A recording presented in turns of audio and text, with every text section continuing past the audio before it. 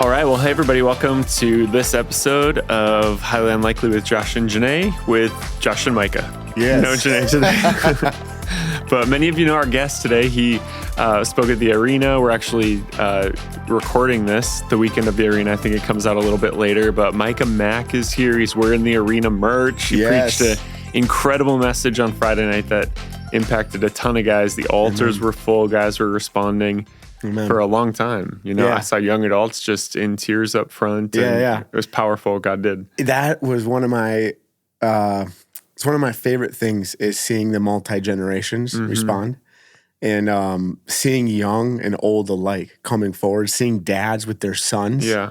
I mean, that gets me. So I've never been to the arena before, only heard about it. Yeah. And so to be here in person, to watch God minister to men was one of the greatest things. Yeah. It was so special. So thanks for having me on the podcast and having me back here at Evangel. We're honored you came. Micah he's doing the arena. He hung out for the conference, went to the state penitentiary and preached his arena message, doing the podcast and preaching tomorrow in Dickinson. Yes, so. I actually did a different message for the state penitentiary. I did not do the same arena message.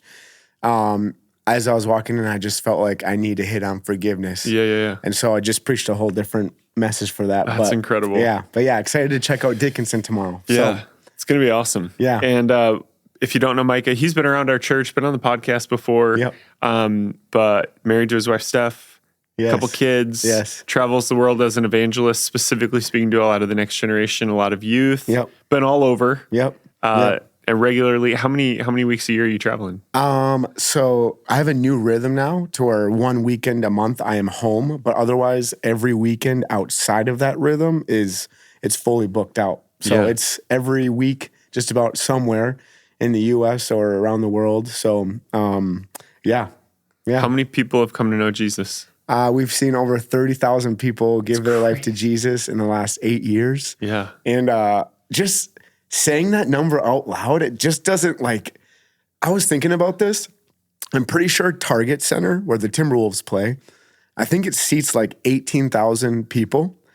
And so it's we're approaching 2 basketball arenas. Crazy. When you think of it in that context. Yeah. And then you sit back and you look at it, it's wow, I'm tired.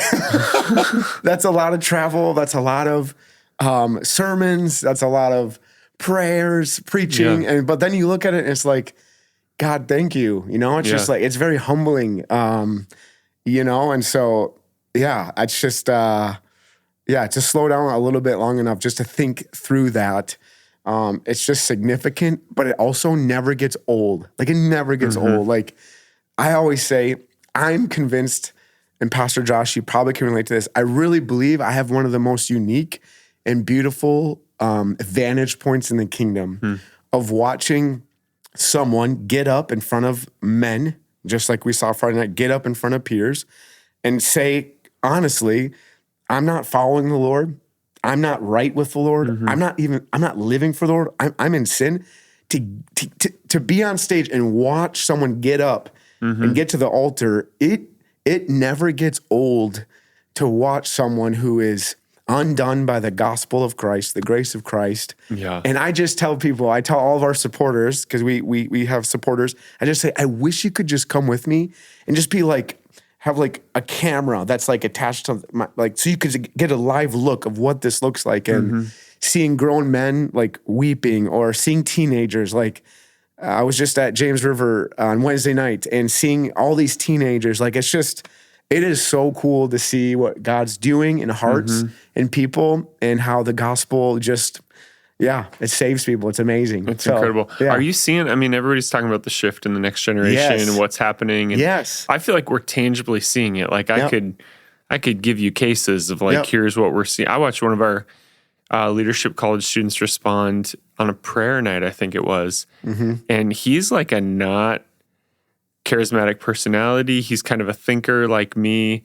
And I just watched him have this encounter with God where it was I could just tell by what was happening when he stood at the altar. And it wasn't he was rolling on the floor doing anything crazy, but I could tell something was happening. And it was I walked down the lobby and he was chasing one of our pastors, telling them what God did in his heart. And there's something, there's a hunger. Tell me what you're seeing. Yep. I remember being on this podcast a couple years ago. Yeah. And I think the way I described it with what I was seeing then is preaching to the next generation when they are confronted with their sin, but they're confronted with the grace and the truth of the gospel. It is literally like handing someone a cup of water who's been in a desert, who has never had water in days. And when you hand them to that cup of water, it's like this hunger. It's like this this satisfying, this quenching that is happening. And so that was a couple years ago. I was already seeing it happen in America. I was already watching it play out as I would preach the gospel. Keep in mind, the next generation has been living in a post-Christian country. You could argue that, a post-Christian country, in that fact that a lot of the ideology that was pushed to them in public schools, a lot of the things being pushed to them through media, through culture, it was not a gospel message that was being presented. So you have this generation growing up in that. Then you preach the truth of God's word in a graceful, compassionate way, and it's like they're flocking to it. And then you fast forward to this last year, when Charlie Kirk passed. There was another wave that I saw across America that is insane with the next generation of them buying Bibles. Paper Bibles. They're bringing paper Bibles to church. Paper Bibles. Yeah. Bible sales are through the roof right now. Buying paper Bibles, finding on their college campuses Christian campus clubs, like finding them, seeking them out. Young adults, teenagers wanting to go to church, like flocking to church. I've heard from several pastors across America that since that, they've seen this influx of attendance, this influx of people. Even at my church at River Valley, where we're at, we've seen growth. Our campuses have said, people have come into our campuses saying, "Oh, I'm here because I'm shook. Like I saw what happened to Charlie, and like I'm here as a response to that. I need to get right with the Lord. And so there's been this other wave that I've seen happen in our country, and I know others are seeing it too. And so that gets me excited about, hey, like there's this core need that's existing in the next generation. They know that what's been preached to them through culture isn't true. They know that. They can come to that, their senses on that. But then when they hear the actual truth, the gospel, it's a catalyzer. It's a catalytic thing that's happening in young people. So I am hopeful amidst of still of some of the agenda that is being thrown at these kids and thrown at them. I am hopeful by what I'm seeing as almost like a response of kids saying, no, this is it. Yeah. So, well, I think, the wave is crested. Like when you have a major event like 9/11 or the murder of... Do you remember 9/11? Yeah. Where were you? I was young. I was little. I was in my school office when I heard what was going on. Yeah. I don't remember, what was it? 2000. Yeah. It was September 2001. Well, so I was like a freshman in high school. Yeah. So I remember, exactly where I was when I found out. But I also remember people, like churches were busting at the seams. There was a flag on, like main streets were lined with flags. And the murder of Charlie Kirk, reminded me of that because there was this surge. Yep. I mean, our church we surged. And what's been encouraging is that wave is kind of crested, but and we're in, one of my friends said, we're in the counting the cost phase now, where people came out of like what they saw or out of, that wave, but they're lasting. Like it's truly like a movement that goes beyond just an emotional, what's going on in the world type thing. Something that's super encouraging. I don't know whoever's listening to this, I really hope this impacts you. This was so cool. I got invited by one of my friends to go attend an event that she was putting on. And I'll just summarize it as quick as I can. There was this lady that God told her, I want you to, on college campuses, I just want you to start praying for a college campus. I believe it was the University of Auburn. And so she texts and invites as many college kids that would show up to a prayer meeting. So they pray on the football field of University of Auburn. And I think like 50 to 70 college kids showed up. Good turnout for the first one. She does it the next week, and 100 college kids shows up. Does it the week after that. Then she has 200 college kids show up. And at this prayer meeting, God shows her this vision of filling basketball arenas to present the gospel across the United States of America. No idea how this is going to happen. But she wakes up in the middle of the night to this ticking sound. And she feels like the Holy Spirit tell her, time is running out.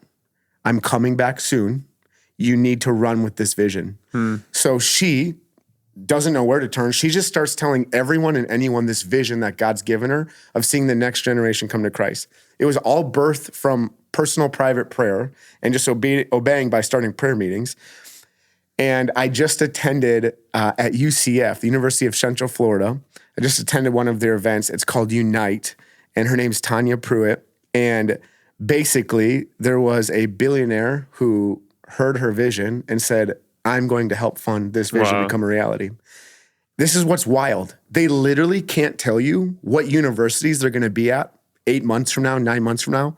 And they literally only go where college kids are DMing them saying, you need to come to our university. And there's a groundswell. And this is one of the most beautiful gospel expressions I'm seeing in our country right now. These college kids will DM saying, hey, we want to have it at our university. And they'll rally as many Christians in the area, college Christians at these campus clubs, and they will train them for 30 days straight to do blitzes, invites, and then they'll have a follow-up program as well. And the whole goal is to get as many as their unsaved friends at these college campuses show up. And I'm telling you, like, arenas of 5,000 to 10,000 college kids are filling up, and hundreds and hundreds and hundreds. I believe they said in the last year and a half, almost 2 years, they've led over 35,000 college kids to Christ in the last year and a half. They have local churches on the scene. They have local church pastors on the scene. Their follow-up process is beautiful. And I'm like, this is just one other aspect of what we're seeing in America and the hunger of these college kids. They're doing baptisms right on the spot after kids get saved. And I'm just, my takeaway is this, is just what big prayers am I praying? Yeah. And like she's an ordinary woman. Like anyone listening to this, like you can literally pray those prayers. You can invite the Holy Spirit into your life and say, God, move me for what moves your heart. God, I want to pray. I want to be in alignment with what's in your heart. And so that being there, but hearing the backstory encouraged me so deeply. It built my faith of like, God, I'm all yours. Whatever you want to do through me, like, let's do it. So that is the movement. Yes. I mean, that's the cry, not just in you, but I think across the whole next generation. And it's catching some of us older folk as well, you know? But it's been interesting too, because I actually find preaching easier because, you know, it's interesting across the generations because there's stuff that Gen Alpha, you know, young adults are saying, just tell us the truth. Yes. We've heard all this ambiguity, just tell us the truth. That Gen X or millennials are going, put it a little softer, or is it really that black and white? And but they're like, feed us. We want to know what's true. That sparked something in me. I literally preached a message titled Boundaries. And I read through the book of Leviticus. I started my sermon by opening up Leviticus. Oh, gosh. Do not sleep with your dad's wife. Do not sleep with, like, I'm reading it and I'm looking at all these high schoolers and middle schoolers. Their eyes are like wide-eyed, like they'd never heard this before. So many of them said, because I took them through the grand narrative of Scripture from Genesis to Revelation, and I gave them a theology and an understanding of why God gave us boundaries, why there are boundaries to begin with. I had so many kids come up to me and say, my favorite sermon was the boundary sermon, because we didn't know any of that. No one's really sat us down and told us that.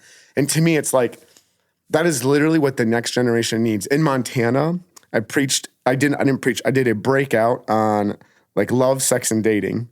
And I had two girls who, one was bisexual, one was homosexual. I had two girls just say, no one's ever told us anything that we didn't even know. We don't know. So my whole thing is like, we can't hold people to a standard that they don't even know. Yeah, they just don't know. Yeah. But I also think as ministers of the gospel, it's in the Bible. So we should help people know. We should help people understand. And then the freedom that is on the other side of knowing the truth, you know? So yeah. So they're hungry for it. You're right. Yeah. They want the truth. They want to be told the truth. Okay, so as a guy who's out there in the middle of this, but connected to a local church, because I've been having this conversation a lot, because I'm seeing something, you know, young adults where they're like, we love our young adult ministry at our church, and we also have this worship and prayer thing on the side that's just as big, you know, that's across churches. Sure. And I've been thinking about that because I I have an opinion. Here's my opinion. I'll just give it to you. Yeah. I talked to like Daniela Frietzone, who was a decade ago or a little more, was leading the young adult revival in South America where kids are worshiping and singing in the subway stations. And there's this like fire sweeping across the country. And others that have happened in different places. And one thing I know about moments like that, I believe, this is my opinion now, that those movements are only as lasting and impactful over and with longevity when they're connected to the local church. Yes. So there has to be some sort of like it's not that the church has to dictate it, but there has to be some sort of a coupling. Mm-hmm. And I feel like we're exploring that now again, where the young adults are, well, like we have year one MLC students who are like chomping at the bit, not because they're like, I'm super called and I know how to preach, but they're like, they want to reach their generation. Sure. You know? So I'm sitting here with our team going, how do we loosen things up? How do we give more a leash, but also allow character development? And this is the wrestle, right? I know. I think that is right there one of the greatest tensions any ministry leaders will feel is how do I not stifle the next generation of ministry leaders, but how do I also ensure that there's character formation that's progressing through their walk with Christ, you know? Yeah. And which I feel convicted because I sit with them now and I say something or I affirm what's in them and it like means the world to them. So to me, that was like, I can't just expect them to play in the system. No. They need me. Yes. You know, they need the fathers, which is weird for me to say. I was watching our friend Noah Heron speak to a room of leaders, and he's like, and now I'm just speaking to the next generation of leaders. And I was like, you are the next generation. Since when did I become the next, you know? Right, yeah, exactly. Yeah. No, that is, you're hitting on something that I am very, very passionate about. I actually feel like it's the next leg of my ministry, and I'm currently doing it. But I feel called, like my number one priority is obviously to serve the Lord, my wife and my kids, obviously. But then I feel like, yes, to preach the gospel, but I really feel this deep sense of I have got to invest in the next generation of ministry leaders and build something out, do something about that. So we've launched a new thing in our ministry where we travel in teams. I bring a team of 4 college kids. And here's what I'm learning through it, is that these young adults are hungry for the Pastor Josh's to just say, I see you, I believe in you, and now come follow me. Like, come be a part of this. Come sit in this meeting. Come be a part of this. And I am convinced, I hold this core belief, I am convinced, and I know this is not realistic for every ministry leader. I understand that. I'm just convinced if every ministry leader in every church, whatever ministry they lead, if you could just say, God, highlight 1 or 2 people to me that are in my church right now that has a calling on their life. You can see it. There's something in them. Would you just highlight them to me, Lord? And I'm not going to rush it. I'm not going to expedite the process, but would you just show me someone that I need to be praying about inviting to come to this meeting or watch how board meetings run? I am convinced we would not have a shortage of pastors that we are having in our country today, because we would have people that we brought along with in the journey that felt seen, that felt equipped, that know how to think. I think the biggest thing is next generation leaders, they need to learn how to think. And how they know how to think is how they watch it modeled for them. They watch how you do things. They watch how you speak. They watch how you process things. Yeah. And I'm just convinced that comes through proximity, like you're talking about. It comes through like, that young adult was so ministered by you because you said something, you saw something in them. And it's like, you know, that like, but that to me, it's time consuming, but I also see it as discipleship. And so I'm just very, very passionate about this, but also the next generation does need to know that there are character requirements too. Like I love you enough that you don't have ministry credentials yet. So I'm going to tell you things that you need to know right now so that you can be approved for ministry credentials so that we can get you set up. And so, you know, it's not that we just invest in them and then we let them live how they want to live.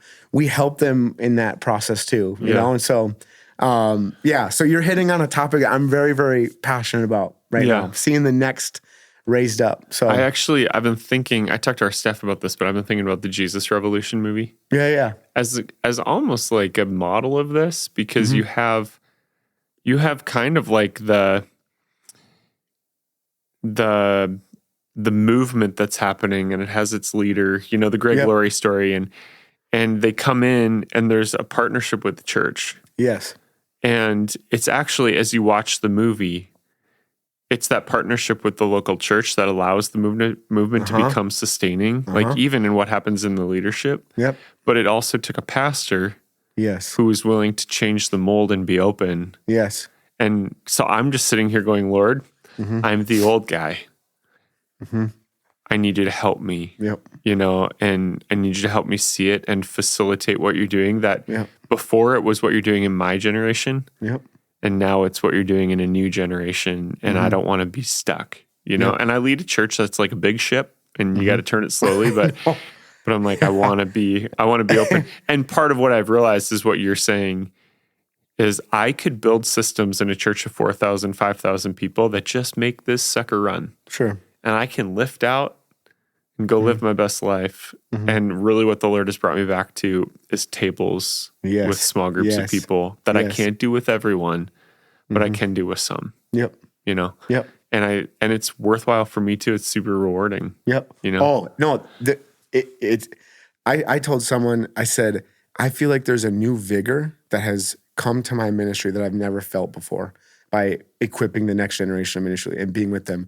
I find myself laughing more. I find myself I feel like the grandpa on the front row watching these kids preach. And I'm the one shouting them down like, that's awesome. That's really good.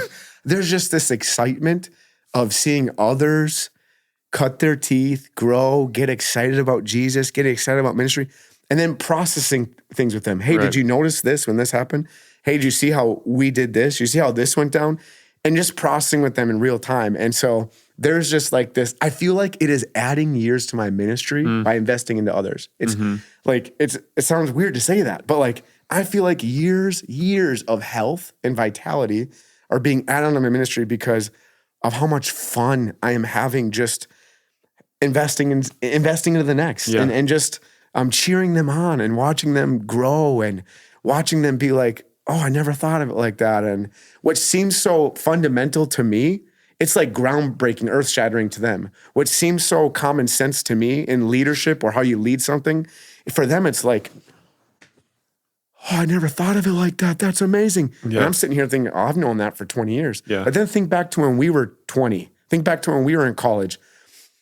We would hear Craig Rochelle teach on something. We're like, oh, that's amazing. We were. So I'm reminded of, just because I've known it for 20 years doesn't mean I should withhold it and not share it because they're hearing it for the first time. Yep. And it's blessing them. It's ministering them. You know? And one of the things I love you're doing too is I know you're giving guys moments, like giving young guys and allowing them moments. And I have to be reminded, the reason I'm the leader that I am today is because somebody gave me permission before I knew how to steward it, or before I was easy to listen to. And they gave me permission that probably cost them something. Sure. And I'm just going through, I feel like this transformation too. And actually a pastor called it out in me 2 years ago. I was at his church and he asked me to do a part of his service, and I got off the stage and he goes, oh, by the way, the Lord is speaking to me that you're moving from being a brother to a father. Yep. I was like, great, help me, Jesus. Yeah. But I feel it now, in my soul, and it makes it exciting. And I always want to be the guy who makes the curve, and even people who are listening who are my age or older, it's like, just be the person who makes the curve and makes those transitions. And I don't want to be a crotchety old guy. Yeah, absolutely. That has missed. Yeah. I just loved, even at the arena, having Kevin Myers with us. When you bring a seasoned guy in the room who's followed Jesus faithfully and now is preaching his life message. Yeah. Every guy is salivating to wait, how do you do this life? Yep. How do you live this out? Help me. Tell me more. Yep. We could have taken 6 hours with him. Right. Oh, no, absolutely. I got to learn under a pastor that retired in the ministry, similar to Pastor Kevin. 1 out of 10 pastors who start in the ministry will retire out of the ministry. So 1 out of 10, which means 90% will never make it the full distance and retire from the ministry. Now, that's for a lot of different reasons. It's not just because of bad ones, but getting to learn from a very seasoned minister was one of the greatest gifts for me as a young minister, because we all need examples of the Pastor Kevins who have done it for the long haul. And I think my biggest takeaway from learning under someone really seasoned was it's possible to be 67 years old, hand your church off to whoever God's going to bring next, but it's possible to do it in a healthy way, that you can smile at the end of it all, that you can bless at the end of it all, that you can genuinely cheer for the success of your staff and your team. And being able to sit under that as a young staff member and watch my 67-year-old pastor like just tearing up on the front row because he's watching me, a young 20 guy, preach my first sermon on a Sunday morning. And he can't stop smiling on the front row. And it's like, it was like his most proud moment in ministry was watching this young 20-year-old preaching. And that to me was a picture of like, Micah, if you stay the course, if you keep loving Jesus, you'll be that guy too. Yeah. Who you're in your final years of ministry, and you'll get to keep cheering on, Yeah. So anyway, having like a Pastor Kevin here who's lived it, he has the scars that he's healed from, he has the battle wounds. It's like, it's just special to get to learn from guys like that. I was sitting at a general council meeting. I don't know if you were there when Mark Patterson and his mentor. I was not there. No, I think his name is Dick Foth. He's one of the best storytellers of all time. Yeah, like legend. Insanely good storyteller. Yeah, Mark. Yeah, like you could just sit there and be like, you're sucked in, like you think you're a part of it. Yeah. So apparently they've had this relationship, kind of spiritual father, spiritual son. And how did he ask the question? Mark asked his mentor a question about like, what's the reward for all these years of faithfulness or whatever? And Dick looks over at Mark and he goes, "You're the prize." And you could hear them both kind of choke like on their tears. Yeah. And the whole room was just moved. And I thought, oh, that's awesome. Yeah. And then I was traveling last year and I was up in the northwestern part of the state. And one of our younger pastors was preaching here. And I think he's the greatest thing. Like, I think he's brilliant. I think he's funny. Yeah. He's just a great teacher, loves God's word. And I was listening to him in my truck while I was driving home. And I just had it hit me. I was like, oh yeah, the prize of this whole thing. Yeah. It's not a paycheck. Yeah. It's not status. Yep. It's not some worldwide ministry. Yep. It's Dylan. You know, it's Logan. It's these guys. It's these young people that I get to like invest my life in. And you really feel it. You're like, they're winning and they're growing. Yep. And these, Chancellor, these are guys that, showed up on my doorstep in crisis when they were young adults or like went through, didn't know the Lord. Yep. And now the things they're doing. And it's just I don't even know why I'm down this rabbit hole. I'm just being nostalgic, but it's like, you realize these people, these guys that you're bringing with you, it's like, that's the prize now. Yeah. That makes me think of something. I tell them, obviously we have rules if you're going to travel with me and you're going to be a part of my team. We have, obviously boundaries and rules, but my one thing that I drill into them is I say, you will not be allowed to travel with me unless you can give me your word that you will do the same for others. You're not traveling with me if you're not going to invest into other people. And my favorite thing in the world is when these 4 college kids get invited to go preach places, they bring someone with them and they give someone 5 minutes that they are investing into believing. And I'm telling you, like, it brings me so much joy to know that kids that I get to invest into are now investing into other kids, and I'm watching it multiply. And that's like that's what it's supposed to be about. Yeah. That is what it's supposed to be about is, hey, who can I invest into now? Hey, who can you invest into even now? Yeah. It's like we all need someone above us. We all need someone that we can invest into. And then I want to hit on this last point that came to mind is we all need a David Liedall in our life too. Like what's ministered to me Pastor Josh, is watching Pastor David at another church in North Dakota, in Fargo, and watching your guys' friendship and watching your guys' dynamic. That is special for me to watch. And I can guarantee you, you are setting a new example for the state of North Dakota and beyond for young ministry leaders to know it's okay to be friends with another lead pastor, and you're not competing against each other.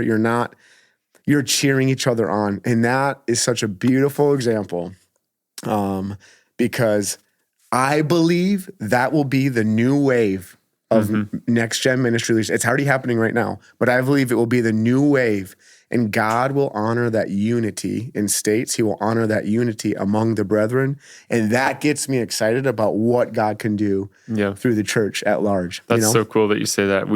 I know it's such a gift, because my first years in North Dakota, there was nobody else my age, leading a similar church. And now I have peers doing it, and it's so much better. I actually want to talk to you about that, because I think we were in service last night, and I thought about everybody's talking about the succession plan crisis in ministry right now.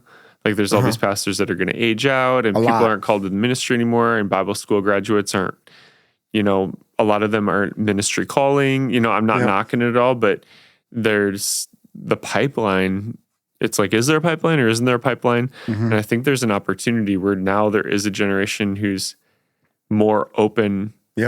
It's almost like the role of pastoring or evangelist or any of them became like less sexy for a while. Yes. Because it wasn't the role in society that it used to be that was respected. Yes. Like, it just wasn't as fun, you know, and there's a new generation that is counting the cost and going, I don't care if it's fun. Like, I want to follow Jesus, and I want to tell other people, and that's gonna become people called into vocational ministry. So I'm interested in just, how do we facilitate? And I know it doesn't depend on us, but even the call of God on the lives of people in the next generation, or even if you were to speak to them, what are you saying to young guys who are going, man, I think I might have a call? The first thing that comes to my mind is... And I mean girls too. I keep saying guys. Definitely. The first thing that comes to my mind is you don't become a minister when you get papers. You become a minister right now. One of my favorite stories was Hudson Taylor, a missionary over to China. A lot of people don't know this about Hudson Taylor. Hudson Taylor, as a teenage boy, would not sleep in his bedroom, in his bed. He would sleep on a wood floor. And he would change what he ate starting as a teenager. The reason why he slept on a wood floor is because he was preparing his body, his physical body, to sleep on the dirt, to sleep on the grass of China. And so he prepared as a teenager way before he ever went overseas.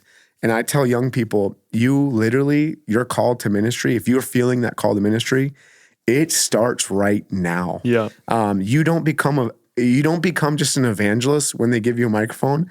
You become an evangelist right now. Like, there should be fruit boiling up in your life where you're leading your high school friends to Jesus, you're leading your college kids. Like that we should start be seeing that right now. So if you really do feel a call, that is cultivated as a teenager. That is cultivated.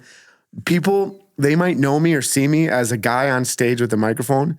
They don't know me in high school. Like, I would just weep in my bedroom for lost people. I had dreams and visions of seeing our whole theater filled with lost people in my school coming to know Jesus. They didn't see the moment where I stood up on a cement block in my high school and started preaching to hundreds of high school. They didn't see that. So my point is it is long cultivated way before you ever get ministry papers from a district saying you're ready to go. We approve you. And so I just tell people, I even tell people who say, I want to travel with you.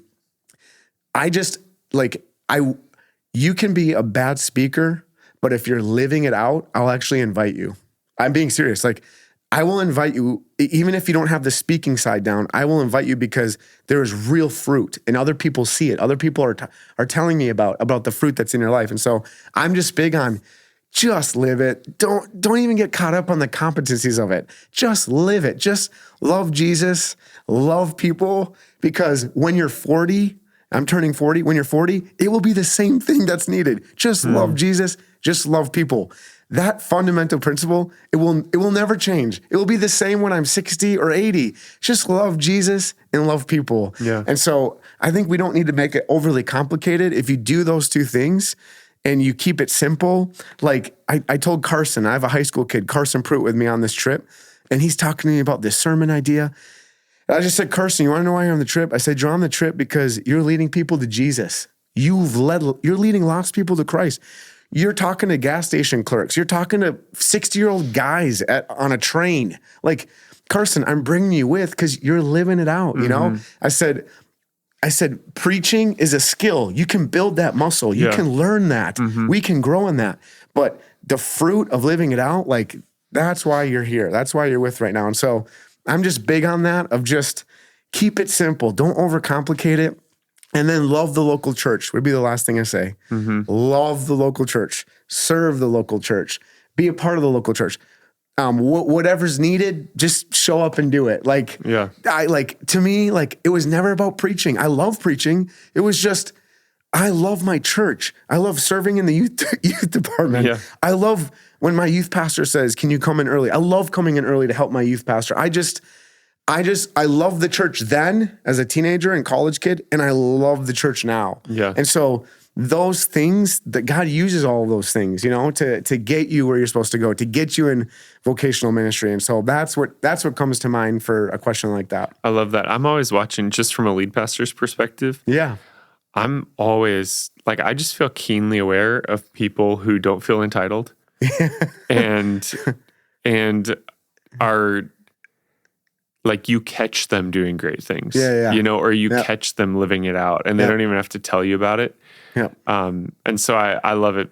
It just happened this week where I found out about something that a young guy did who I know is called into ministry, and I was like, that is the stuff, you know, and and those guys have been our greatest campus pastors. And well, I don't think people actually know this. You and I don't know if you're this way. I am always keeping an ear to the ground, an eye to the ground, looking for the next generation of leaders that are living it out. I'm always looking. It's this weird thing of like there's one guy right now, he has no idea. I am praying right now. I've been praying the last month if he's supposed to come or not. I'm very slow with who I invite, very slow, but I'm praying and my eye is always looking. And I think for anyone listening to this who's young, who's a next generation leader, just know the leaders ahead of you actually are looking at you. Yes. They're actually taking an interest in you. They might not vocalize it. They might even know, you might not even know that they are aware of you, but just know lead pastors, anyone in leadership, they are regularly looking at who's in their church. What is God doing in them? Yep. What's God circulating? And so to the next generation leader wondering, like, will God ever see me? Will God ever? Just know, yes, it doesn't need to be a Pastor Josh who sees you, but God sees you, and that is enough to get you to where you're supposed to go as a minister. Dude, and here's what I'm watching for. Yeah. Because one of them is, and I think Chris Hodges said this, your calling as a competitor. Like there's a devil, and he's competing for you to not follow that call. And every young person, I believe that as a call to vocational ministry, a distraction walks across your path at a critical moment. They get a job offer in the secular world. They start dating the wrong person, you know, or have an opportunity to. There is always like a test of, are you going to follow the call or are you going to follow the competitor, you know, to that call? And then secondly, and this actually happened with Travis, and I told him because he went through some stuff where he had to step back from MLC, and I said, Travis, this is actually, like, don't be discouraged. This is affirmation of your calling, because there's always a slingshot moment where you get pulled back. That call feels like it gets incapacitated, but be faithful. Don't give up. Even Peter, if the enemy sifts you like wheat, don't go back to fishing, because God is actually launching you. Because it happened. I was in the hospital for like 2 weeks for a procedure that was supposed to take 3 days when I was about to step into my calling. And I was so disappointed in the Lord. I was so discouraged. And the turning point was somebody dropped off a worship DVD, and they'd wake me up for x-rays in the morning. I wouldn't be able to fall back to sleep because I was so uncomfortable, because I had a chest tube in my lung. And I would turn that worship DVD on and worship, and God got my submission. You know? And then he goes, okay, now I can trust you with the call. Yep. And then he released me into ministry, Yep. And so I'm always watching. I'm like, will they guard their call? Mm-hmm. And then when the slingshot comes, will they walk away because they're discouraged, or will they persevere in their call? And so I'm just warning you. Yep. I'm not prescribing that to anybody. I don't even want to speak that over you. But those are things that very likely happen. Yep. And thank God they do, because they confirm the calling, in our lives. Yep. And also, if you can persevere through that moment of testing, you'll be able to persevere 20, 30 years down the road when more testing comes. I was thinking that too, yeah. When more things come down the road. It's like, that's why I'm so thankful for the Lord, because he not only calls us, but he's there with us in the testing. Yeah. And then he cements the things he did in our early years as reminders for us of when it gets hard, or we're like, God, are you sure you still want me to do this? Right. He's like, do you remember when I said this to you? And so I just love how faithful he is to also sustain us in the early years, but then even the years after that. So, yeah. It's great. The hope to which he has called you. Yes. I think, that's the verse that comes to mind, the hope to which he has called you. Yeah. We're almost done, but is there, Micah, what I wanted to get out of you in this conversation, if I can use you in this way, is like, as a lead pastor, if you were to grab me by the shoulders, or grab another pastor by the shoulders, or even, somebody in a church who's not a part of the next generation, and tell them, here's how you can steward what God is doing. Yeah. Is there any wisdom that you would give us? Please do not be afraid of the next generation. Rather than controlling the next generation, just steer them, provide the curve like you're talking about. And just know the next generation is so hungry for the pastoral covering and the pastoral leadership. And I would just say to all lead pastors, look for ways to get out of the way and empower the next generation to lead in a way that is not too much, or you've empowered them in such a great way that, it was too much rope, but in a way that allows them to have moments of joy between them and the Lord, because you created a space, an avenue, or an opportunity for them to be reminded of, like, I want to do this for the rest of my life. Yeah. I remember getting my first chance to ever share and preach, and I got done and I called another evangelist, and I just said, that was the coolest thing I've ever done in my entire life. Like, I would give my life to this. And when we, as leaders of ministry, when we can see it in the next generation, we can call it out in them, we can provide a safe space for them to skin their knees from time to time, to put a bandage on it, help them through it, but then give them those little moments of ministry moments that they can cut their teeth and learn. You will stoke that fire that produces many, many more ministry leaders in the years to come. Yeah. And I am not a lead pastor. I am not. But if I were ever a lead pastor, I would want to do everything I could to raise up the next generation of ministry leaders. And Lord willing, if they could stay in my church and we can put them to work, and God, awesome. But if they need to be sent out all over the world, because the number one thing I get from lead pastors across America are, do you have someone for me? Do you have a youth pastor for me? Do you have a worship pastor? Do you have a kids pastor for me? It is a burden that our lead pastors are carrying. And it's why it was like, man, I would just make it be a sending place. Like if our church could send out so many people across America that we love, that we, because we don't have room for them on the bus. I wish we could hire them all, but we don't have room for them on the bus, That is what I would tell them. They're in your church, whether you realize it or not. They are in your church right now. God's working in their heart. And man, look to call it out and foster that is what I would say. Yeah. So, well, thank you for actually living it out. Cause I mean, Jono, Pastor Nate, Carson, who's with you now, just there's a trail that some people leave a trail behind them. That's not great, but there's Lord have mercy. There's a pretty good trail. Of your impact and empowering people in ministry. So, and it's actually a different challenge for you because you're traveling all the time. Like, you don't get the consistency that I get, to be there every week. So thanks for doing that. Absolutely. Leading the way. Absolutely. It's awesome. Yeah. Thank you for investing in our church. Hey. Thanks for being a friend. I'm reminded every time I come here, this is one of like the coolest churches in America. And I mean that in the way of what is marking this church. There are strong men in the church.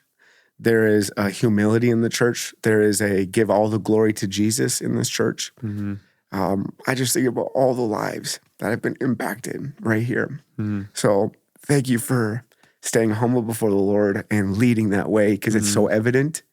And to God be the glory. So, yeah, man. We got to stay humble because we can't do it, man. Yeah. The more the church like grows and has influence, I'm like, I got to stay humble because I can't do this. You know, like we need Jesus. As we continue to go. So love you. Appreciate you. Thanks for being on. Yeah. Thanks for listening, everybody. We'll see you next time on Highly Unlikely.